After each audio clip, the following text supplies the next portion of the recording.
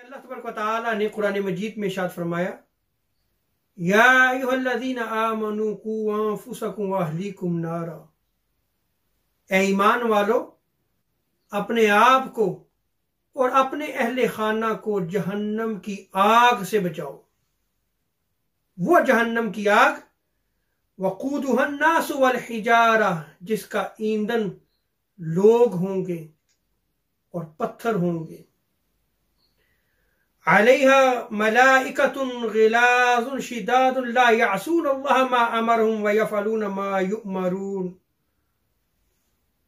और उस जहन्नम पर अल्लाह तबारक व तआला ने ऐसे फरिश्तों को मुकर्रर कर रखा है जो बड़े सख्त मिजाज हैं, जो बड़ी सख्ती करने वाले हैं, और वो अल्लाह तबारक व तआला के हुक्म पर अमल पैरा रहते हैं।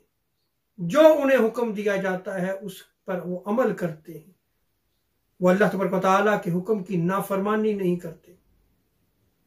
तो इस आयत करीमा में गौर करें कि उस जहन्नम की आग से बचाने का हुक्म अल्लाह तबारक व तआला ने दिया है कि अपने आप को जहन्नम की आग से बचाओ, कि जिस आग का ईंधन लोग होंगे, पत्थर होंगे, और यही जो ईंधन बनेंगे लोग और पत्थर, ये उस जहन्नम की आग को मजीद भड़काएंगे ताकि शदीद तरीन अजाब हो।